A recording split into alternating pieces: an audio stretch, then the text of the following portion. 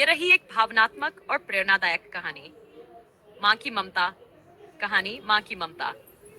गांव के एक छोटे से घर में रमेश अपनी बूढ़ी माँ के साथ रहता था।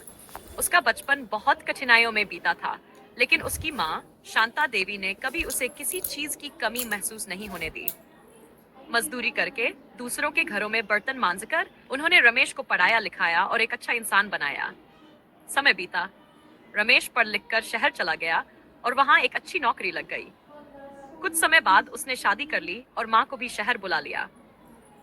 शुरू शुरू में सब कुछ ठीक था, लेकिन जैसे जैसे समय बीतता गया, रमेश की पत्नी को शांता देवी की उपस्थिति खलने लगी। धीरे धीरे रमेश भी बदलने लगा। माँ की बातें उसे बोझ लगने लगी। एक दिन रमेश ने माँ से कहा, माँ, अब आप गांव लौट जाओ।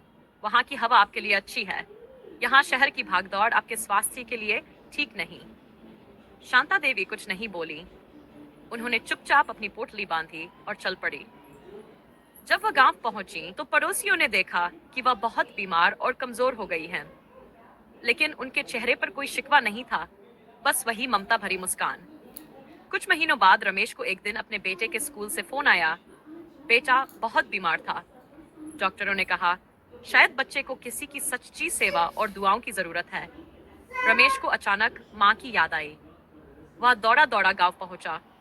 माँ बहुत बीमार थी, लेकिन जैसे ही उन्होंने सुना कि पोता बीमार है, वह सारी तकलीफ भूल गई और बोली, ले चल बेटा, मैं उसके पास चलती हूँ। माँ ने बच्चे की सेवा की, सिर पर हाथ फेरा और भजन गाकर सुलाया। कुछ ही दिनों में बच्चा ठीक हो गया। तब रमेश की आंखों में आंसू थे। उसने माँ के पैरों में गिरकर माफी मांगी।